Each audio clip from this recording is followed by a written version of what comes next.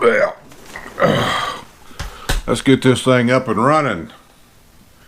Questions and maybe some answers.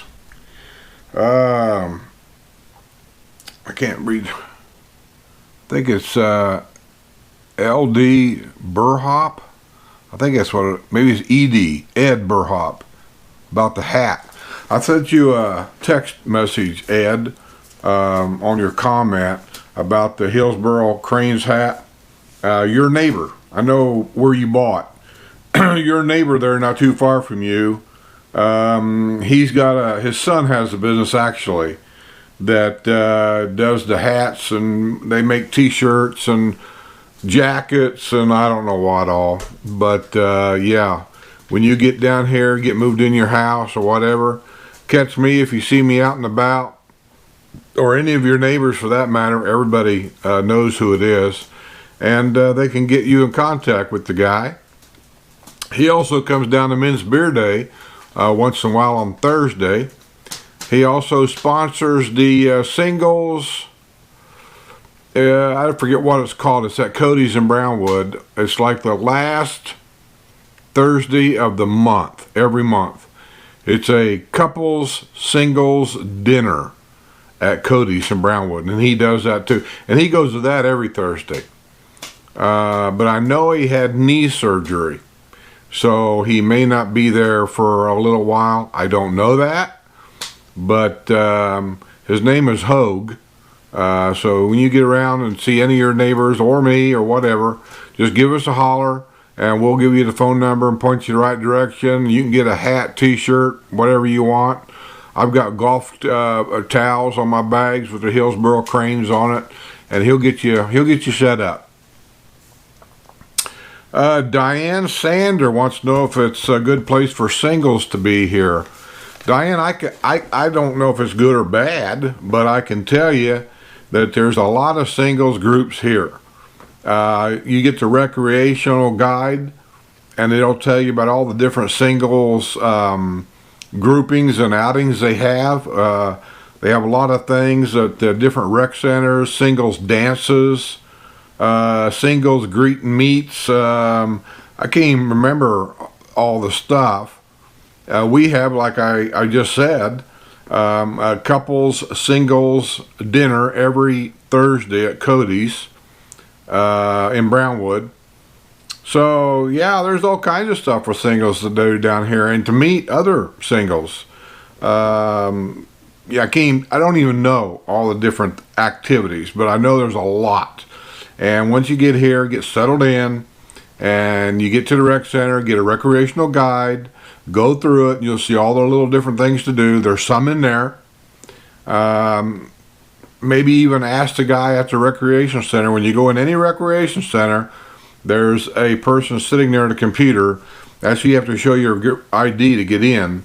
Might ask him if there's any singles activities in that rec center. He might be able to look them up for you, and they'll be glad to give you a list of them. But you don't really need to do that either, truthfully, because you'll find out when you're down here, there are so many things to do. You're going to run into so many people that's going to be able to point you the right direction no matter what it is you're looking to do. They'll be able to tell you. Good luck, by the way. Jeff Osm wants to know about the interior walls of stucco homes. Jeff, I really never truthfully watched them build a stucco home or a block home. That's really what they are, is block with a stucco finishing. I can tell you that all the exterior walls are block. Interior walls, I'm going to say, are what I'm going to call steel 2x4s. I know that's not probably the proper name, but I'm not a contractor, so I don't know all the intricate details on names on stuff. I've got steel 2x4s. I got a vinyl sided home, stick-built home, so to speak. And I've got the steel 2x4s on my interior walls. I know that because I've hung some TVs on the wall. And I wanted to move the wall plugs, or have wall plugs mounted high behind the TV to plug a TV in, because I didn't want my cords hanging down the wall to plug them in. And when I cut the hole in the wall to put in a new circuit box and all that, I took my flashlight and I just looked in a wall, just nibbing really, and I saw them. So that's what I've got. And some of the block built homes that I've seen built here, that's the way a lot of them were. They had the steel 2x4s on the interior walls. Is that the way it is in Finney, in the newer area? I assume so. I don't know that, because as the villages moves from one territory to another, sometimes the type of construction or the way it's constructed or the styles of construction changes a little bit. So that's something you ought to ask the realtor before you buy. He'll be able to tell you for sure. Also, the villages on the computer, for every home built, they have a list of the contractor that built that home. And so if you had any particular questions about that home, your realtor should be able to give you the contractor's phone number so you personally can call that contractor and ask him specific questions about that specific house, and he should be able to give you the exact answer. I did it here. I assume they still do that. I don't know what they don't do anymore or what they still do, but I can assume that that's a typical process that shouldn't be changed, because it answers a lot of questions to a lot of new people. Also wanting to know if the reason why people get stucco homes is it because it's safer in a hurricane. You know, I'm sure that a lot of people feel that way. Is a hurricane something to be concerned with? Sure. Just like sinkholes is something to be concerned with. A sinkhole doesn't care what kind of house you got. If it opens up underneath your house, it doesn't make any difference what kind of house you got. It's going to do a lot of serious damage. I'll tell you this about stucco homes that I know personally, that I've had experience with, that people don't really talk about, but it's just things that I noticed. One thing is a stucco, well, you're calling a stucco home, a block built home seems a little quieter on the inside. When people are mowing their grass or whatever is going on outside, it just seems to be a little quieter inside than like what I've got, a stick built home. Not to say it's very noisy around here at all. It's really not. Very, very quiet, as you can imagine. But it is a little quieter. And it also seems to be a little easier to air conditioned. Heating in the winter, we don't really worry about it. We don't really have that much to worry about. But in air conditioning, it just, from the homes that I've walked into and I've listened and I've heard their air conditioning coming on, going off, coming on, we have heat pumps south of 466A. So by listening to them, it seems like theirs stayed off a little longer than the average stick-built home. But I've had to have my air conditioner or my heat pump, I had to have it completely replaced because I was having problems with it. It was still under warranty. In case you asked, the heat pumps here, when you buy a brand new home, is guaranteed for 5 full years. 100%. Labor, parts, whatever. Now I've heard today, mine is put in by Munns, M-U-N-N-S, and they cover all my warranty and all that stuff. And they told me it was guaranteed for 5 years. I got to check on that because someone told me that their heat pumps was installed by, I forget the name of the company, Sun Power or Sun Express or something Sun Power, whatever. And he told me that his guy told him that the air conditionings and things was, or heat pumps were guaranteed for 10 years. So either my guy's wrong or his guy's wrong, or I don't know what's going on there. But anyway, mine's told me 5 years. Mine was under warranty. They replaced everything. And I've noticed, and they just done this like 2 weeks ago. So I noticed since they replaced it, mine stays off a long time now. And when it does come on, it feels colder when it's blowing the air out. and we can actually feel the air when it blows out now. Where before, we didn't really, I mean, if you stuck your hand up there, you could feel it. And it kept the house, I keep my house at 73. And it kept our house at 73, but it seemed like it run a long time. And then when it did go off, it stayed off for a reasonable amount of time, but then came back on again. When my neighbor's stucco homes, theirs went off, stayed off for quite a bit longer. So I think they're a little more efficient also. But you get what you pay for.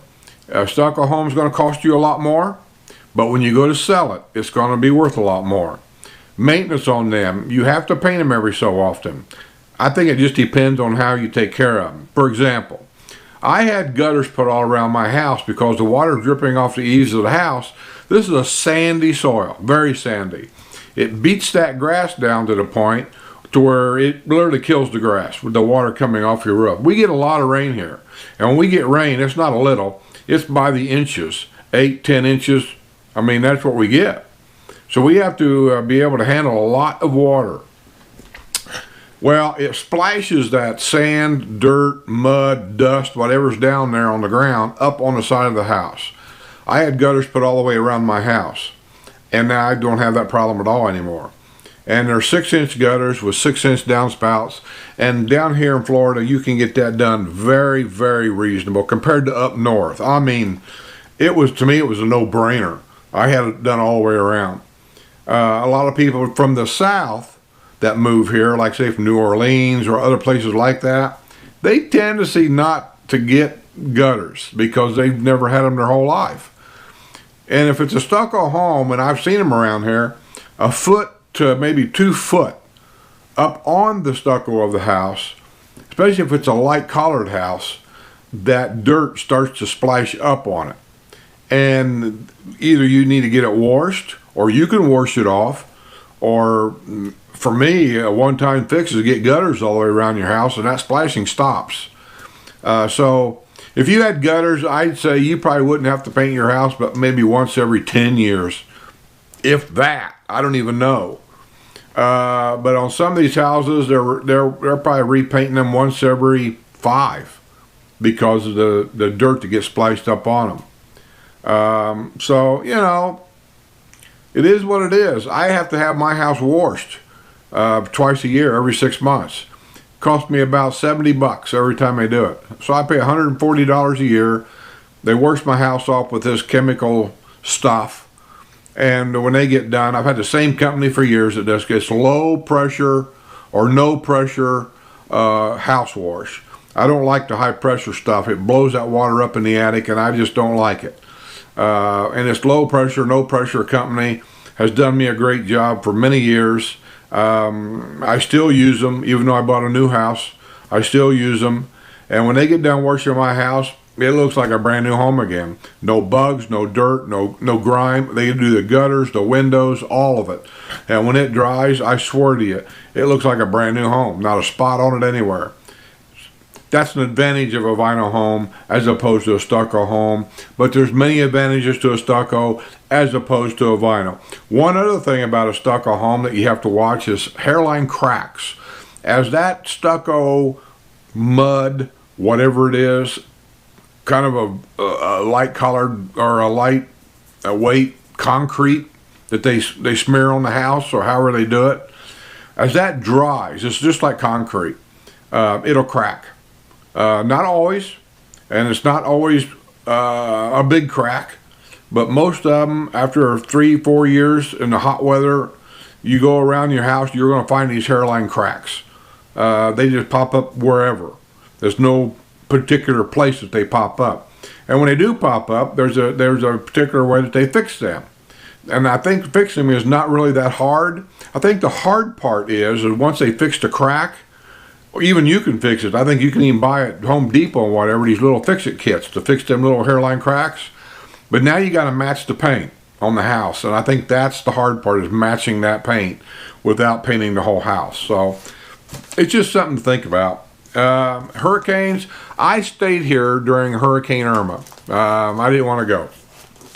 And hurricanes, when you get this far inland, we're in the middle of the state, the power of the hurricane drops off really fast. Hurricane Irma it targeted Tampa, and the eye of the storm went through Tampa. It was a Category 4. As soon as it hit Tampa, it almost immediately dropped to a Category 3. By the time it got to the villages, and the eye of the storm went across the villages too, it was, and this is debatable, depending on who you talk to, it was either a very low Category 2 or it was a very high Category 1. We had sustainable 90-mile-an-hour winds with gusts of 105 to 110. That's what we had. So the winds was something to deal with. I lost a few shingles. That's all really anybody lost around here, and most of the houses didn't really lose anything. It really depends on how many houses you have around you that blocks the winds. If you're in an open area where you want this $1 million view across the swamp or across the lake, there's nothing to block that wind. So you'll lose a lot more shingles during a high storm like that. I lost like 20 shingles. And instead of worrying about the contractor and a warranty, because they were swamped, it was going to be a few months before they was going to get to my little house. I just went up to the dealer where we get all of our shingles, and I got me a couple of bundles to match mine exactly. I got them from the exact same place where the Villages gets them. So I probably paid a little more for them, but that's fine. I wanted them to match exactly, and I know how to do it. I fixed my own roof. It only took a day, and I was done with it. Matter of fact, I went next door to Donnie's house. He lost a few, and I replaced his for him too. So it wasn't a big deal. I didn't lose no vinyl siding. Nobody, as far as I know, in this whole area down here lost any vinyl siding. None of us. A couple bushes come up missing because the grounds was so wet. And when they came out of the ground, the wind blew the bushes elsewhere. We don't know where they went. Out in the swamp, probably. But other than that, no. I mean, I don't really concern about hurricanes that much. Not as far as I know. And I don't think you should either. But you got to do what makes you sleep good at night. If it makes you feel better and sleep good at night to be in a block-built home, then that's what you need to do. Because why would you want to worry? Really, why would you want to worry? Get what makes you feel good. Kathy, I didn't get your last name here. I didn't write it down, but want to know if you have any more info about park models over there at that RV park that's for sale. Well, Kathy, there's a bunch of them. I won't say a bunch. I saw a few that had for sale signs in the windows. They're probably for sale by owner, and they had phone numbers and stuff on them. I don't know if the RV park themselves has a list of those numbers as a courtesy to the people there that can give them to you. I don't know. You might call the RV park. I gave the RV park's number on that video. Area code 352 something something. I don't remember what it was. Go back, listen to the video. I think it's toward the end there where I'm reading off the prices of what they charge to park there and all this and that. And there was a phone number I give. That's to the park office. Call them. Tell them if you're interested in maybe buying something like that. They may have a website that has all them different RV park models over there for sale. I don't know if they do or don't. So that's what I would do. Just call them up and see what kind of information you can get. Because I don't have them, and I don't go over there that much. And be honest with you, I'm not driving over there and driving around looking for things for sale. But the RV park may have that for you.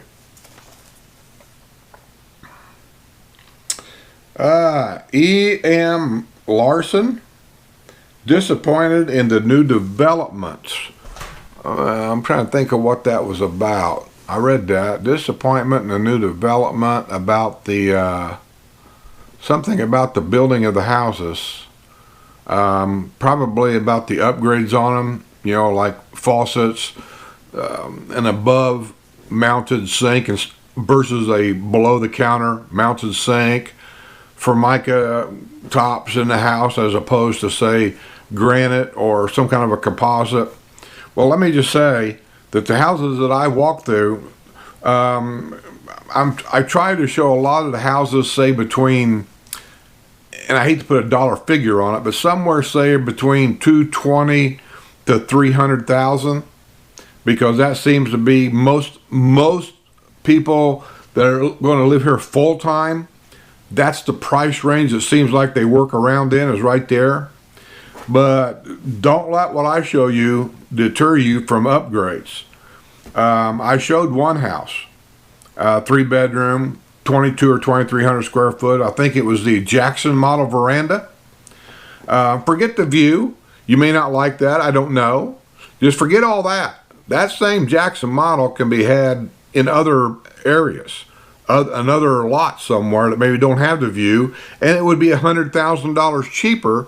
That view out that back door on that Jackson model, that's the $1 million view.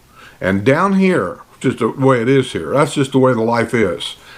So if you like the veranda, and it had, I don't know what kind of countertops it had, I don't remember, but I do remember it was either granite or a composite. It was some kind of a solid surface countertops. It had tile throughout the house. The fixtures in the bathrooms and stuff was top notch. All if I remember right, all the sinks in the kitchen and bathrooms were mounted underneath the counter or underneath the top. They were not surface mounts. Even the guest shower had river rock. It had tile all over the floor. It had a wall. It had custom-made shower doors. These were not stuff to pick up at Lowe's. The master bath, if I remember right, was impeccable. Very high ceilings, walk-in shower, river rock on the floor. That was a very highly upgraded veranda. So, and if you want to go better than that, that one there on a different lot, that was 400 and some thousand because of that view.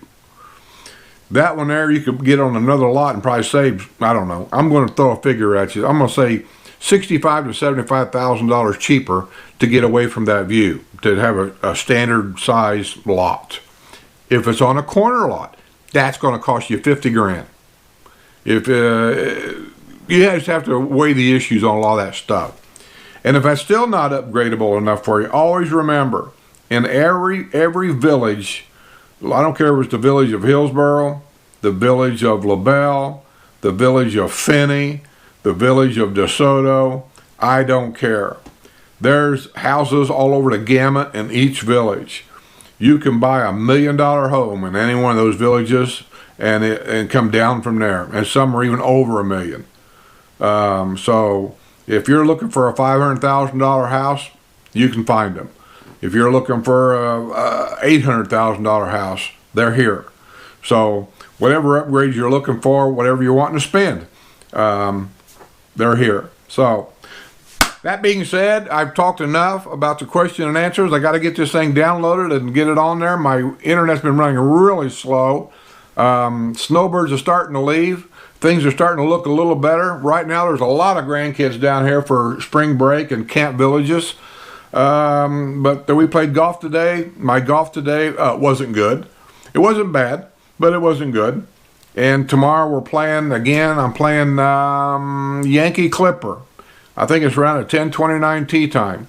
So we'll be doing lunch at Evans Prairie with my gang. And until then, I'll see you all. Oh, I think a high today, I wanted to say, was like 85 degrees and sunny.